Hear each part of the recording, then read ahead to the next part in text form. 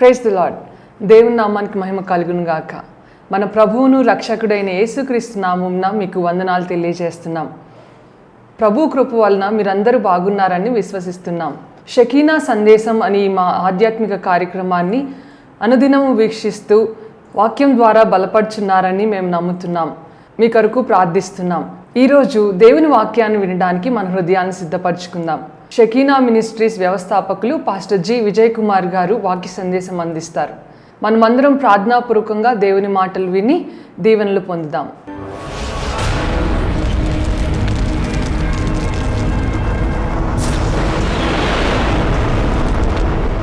దేవుని వాక్యాన్ని మనం చదువుకుందామండి. ఆదికాండము 28వ అధ్యాయం 18వ వచనం నుండి 22వ వచనం వరకు చివరి 4 వచనాలు చదువుకుందాం. తెల్లవారినప్పుడు యాకోబు లేచి తాను తలగడగా చేసుకొనిన రాయి తీసి దానిని స్తంభముగా నిలిపి దాని కొన మీద నూనె పోసెను మరియు అతడు ఆ స్థలమునకు బేతేలను పేరు పెట్టెను. అయితే మొదట ఆ ఊరి పేరు లూజు. అప్పుడు యాకోబు నేను తిరిగి నా తండ్రి ఇంటికి క్షేమముగా వచ్చినట్లు దేవుడు నాకు తోడైయుండి నేను వెళ్ళుచున్న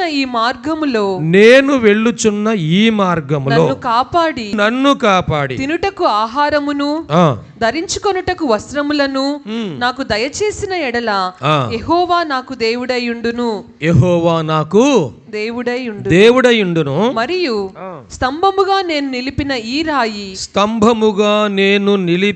ఈ రాయి దేవుని మందిరమగును మరియు నీవు నాకిచ్చు యావత్తులో 10వ వంతు నిశ్చయముగా నీకు చెల్లించెదనని మ్రొక్కుకొనెను. దేవుడి వాక్య భాగము మన వినికిడిలో ఆశీర్వదించును గాక. ఆమేన్. యాకోబు గురించి మనం చాలాసార్లు చదువుకున్నాం కదండి. యాకోబు బెయేర్షెబా నుండి బయలుదేరాడు. తన ఇంటి దగ్గర నుండి బయలుదేరాడు.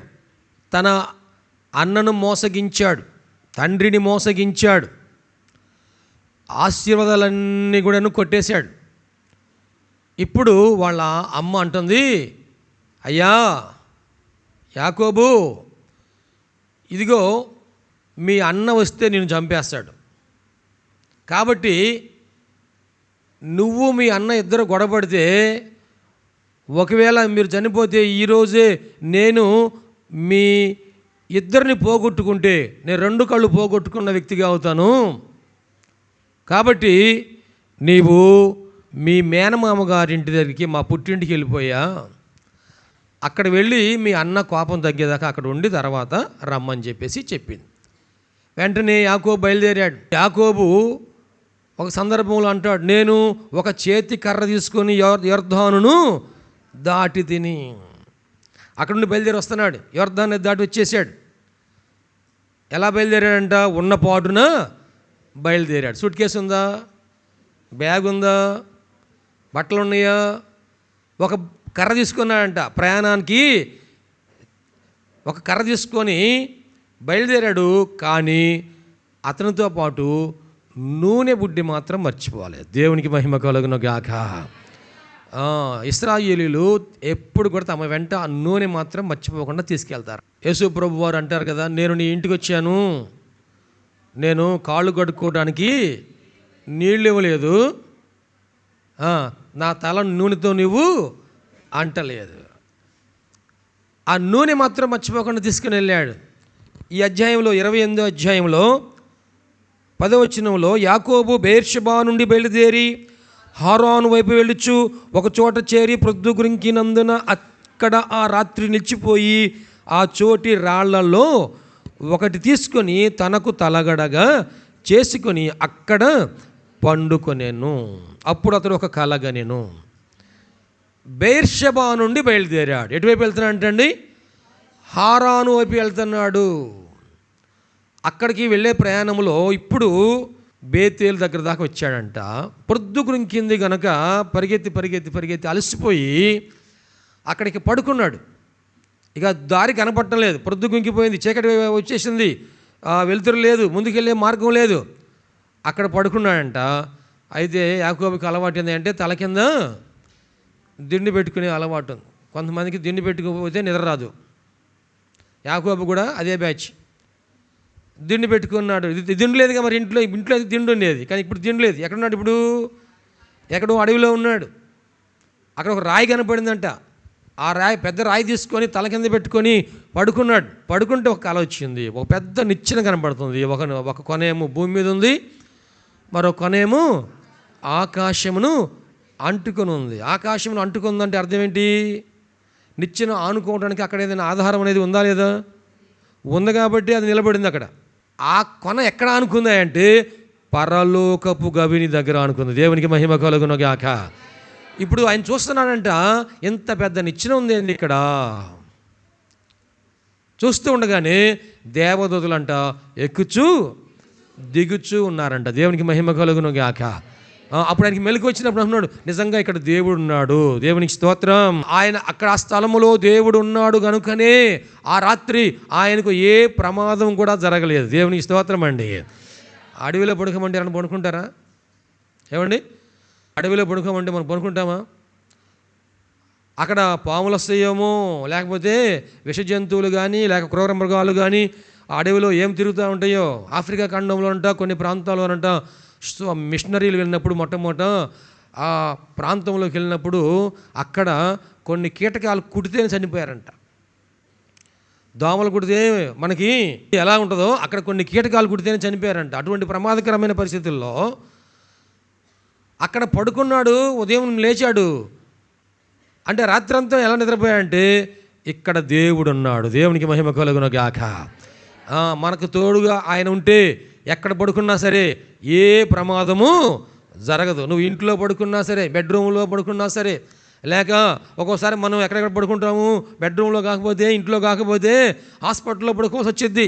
హాస్పిటల్లో పడుకున్నా కానీ, హాస్పిటల్లో రూమ్లో పడుకున్నా కానీ, ఐసీయూలో పడుకున్నా కానీ ఎటువంటి ఇబ్బంది లేకుండా ఆయన కాపుదల మనకు దయచేయనుగాక.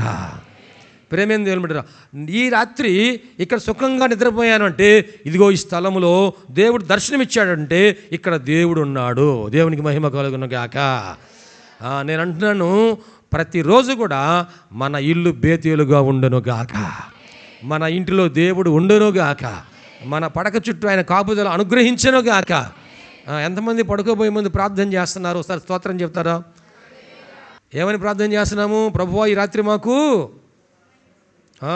కడుపుండా తిన్నాము నాయనా, సుఖమైన నిద్ర దయచేయి, చురుకైనా మెలకువేరా. దేవునికి స్తోత్రం కదా.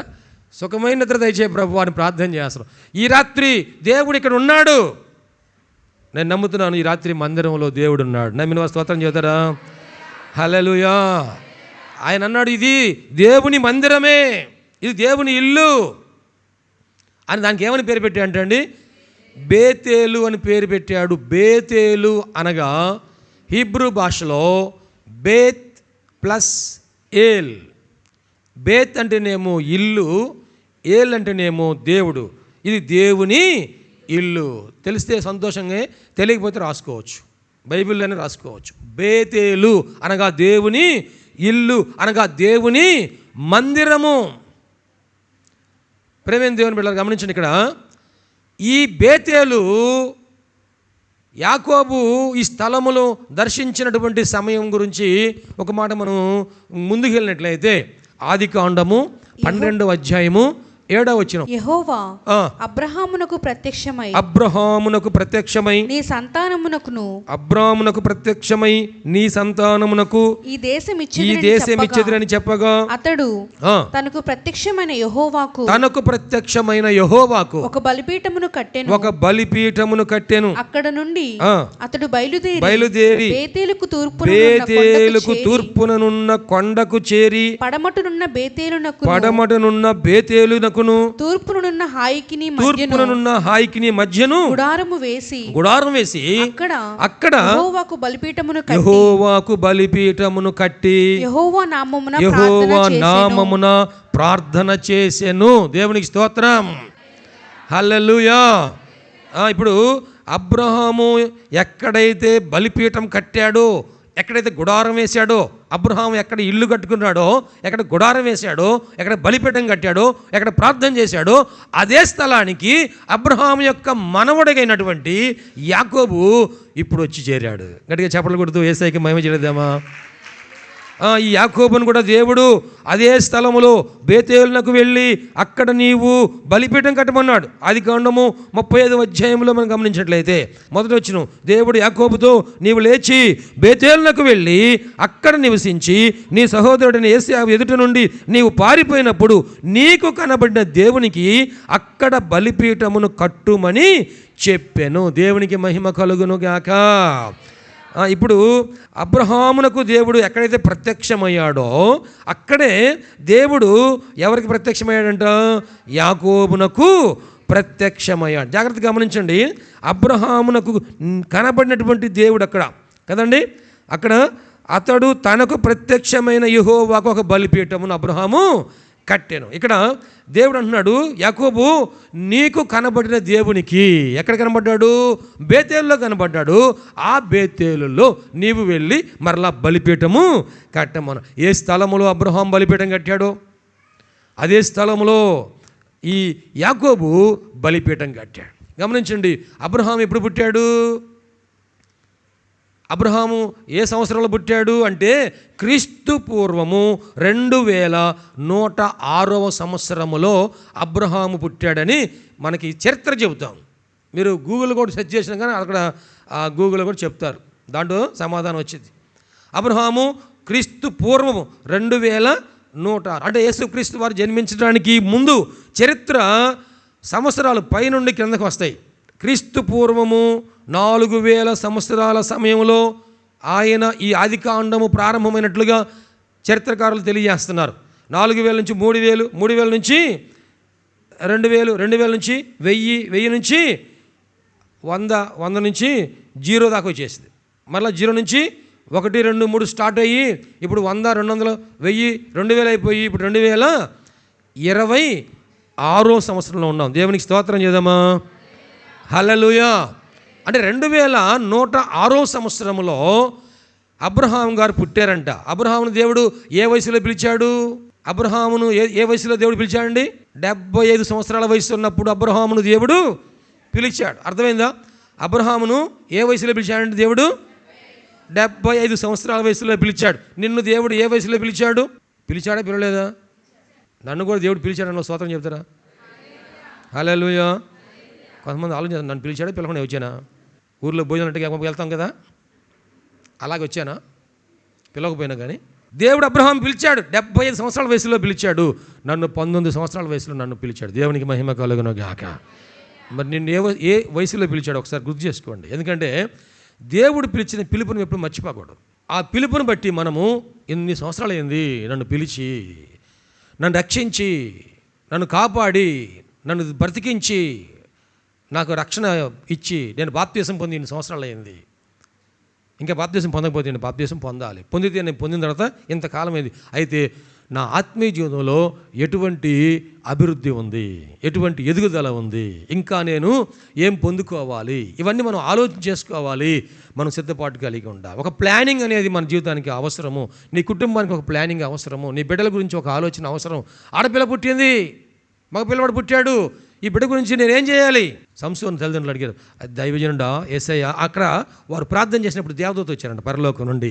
అయ్యా, ఇదిగో ఈ బిడ్డ విషయంలో మేమేమేమి చేయవలనో మాకు తెలియచే, మాకు నేర్పించు అని అడిగారంట.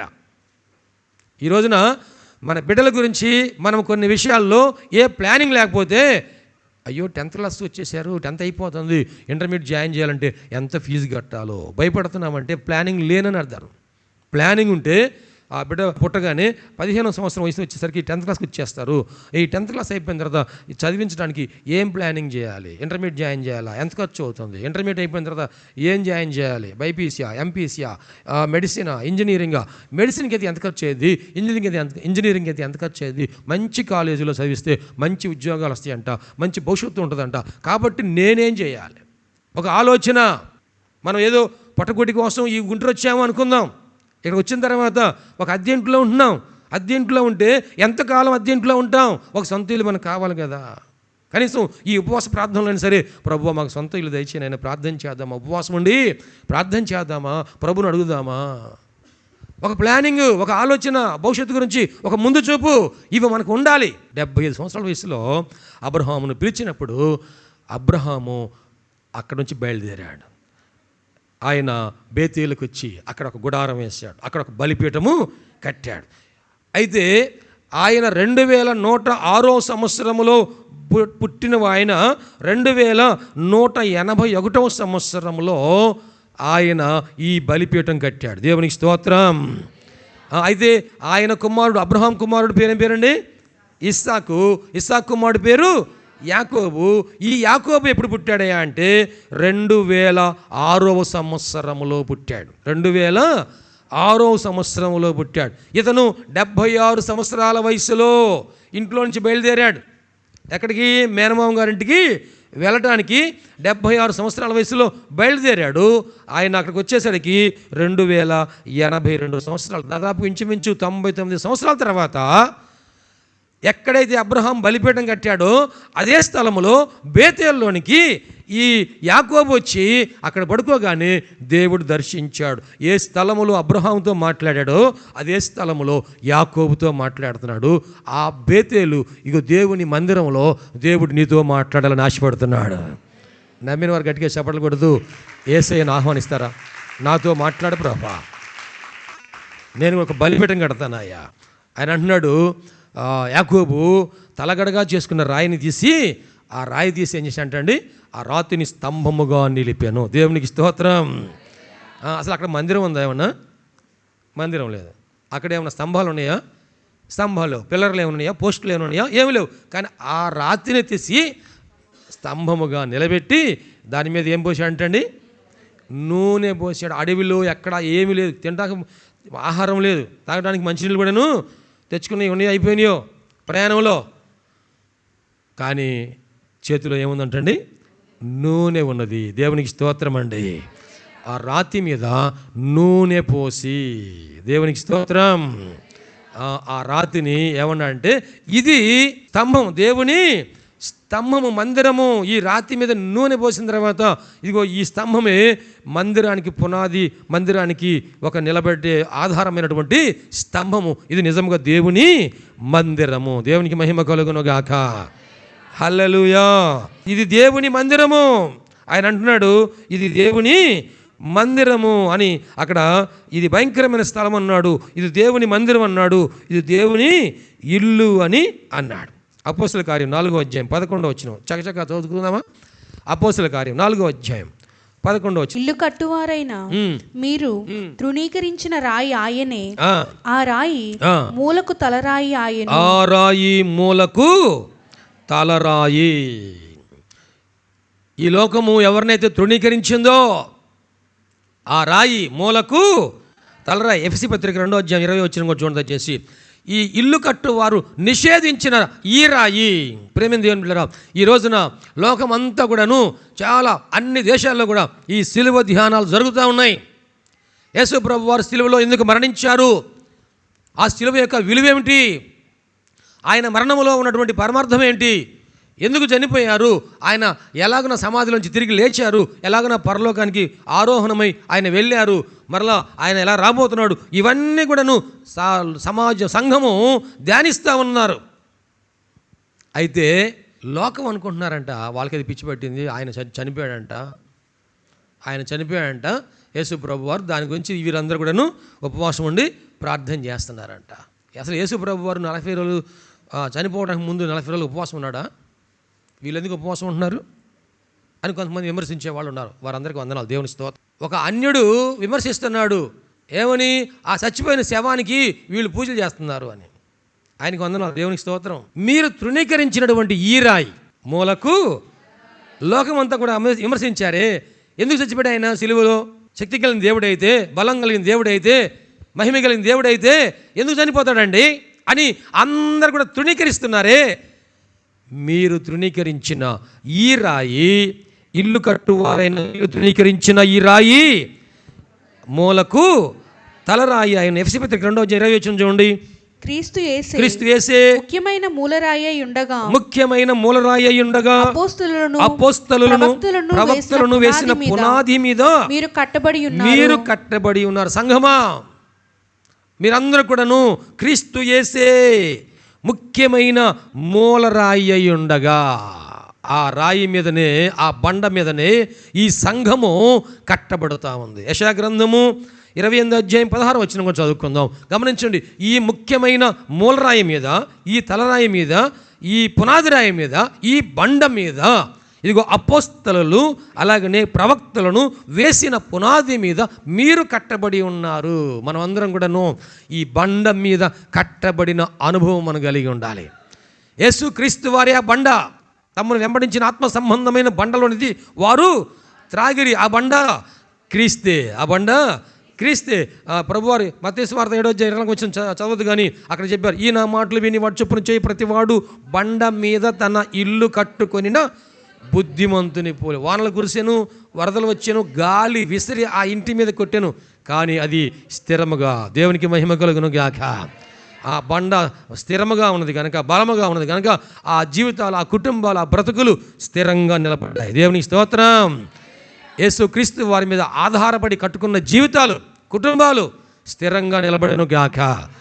మనం బాప్తిసం పొందామంటే క్రీస్తు అనే బండ మీద మనం కట్టుకుంటున్నాం. ఇంకా ఒకవేళ మనం బాప్తిసం పొందకపోతే మనం ఇసుక మీదనే కట్టుకుని ఉన్నామేమో.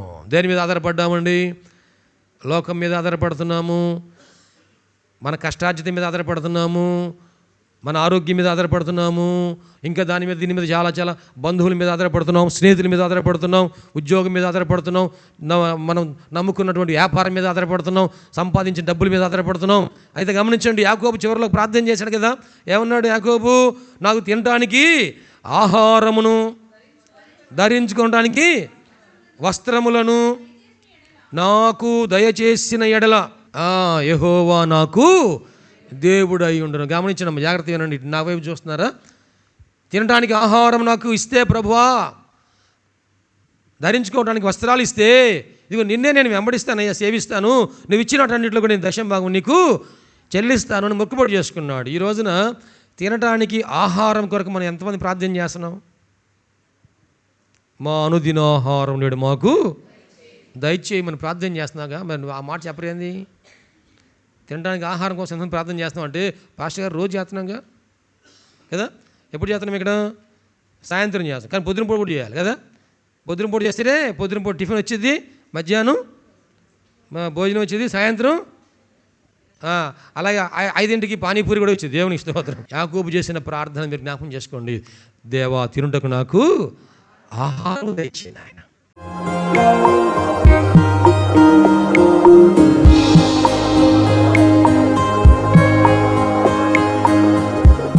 ప్రభునందు ప్రియ దేవుని బిడ్డలారా, ఎంతవరకు దేవుని వాక్యం విన్నందులకు ప్రభునామమున వందనాలు తెలియజేస్తున్నాం.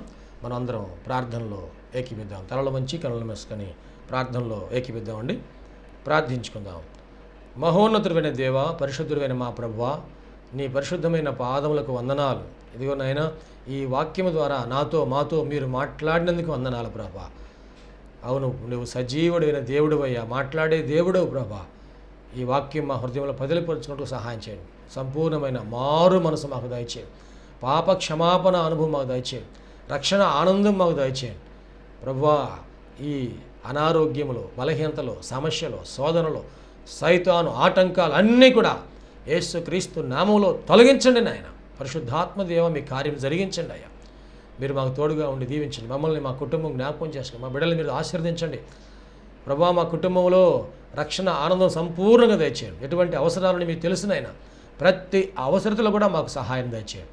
అన్ని విషయాలు కూడా మీరు దీవించండి. ఈ టీవీ ప్రోగ్రాం చూసిన ప్రతి ఒక్కరిని పేరు పేరు వరుసన మీరు దీవించి రక్షించి మీరు అక్కడ కొరకు సిద్ధపరచండి.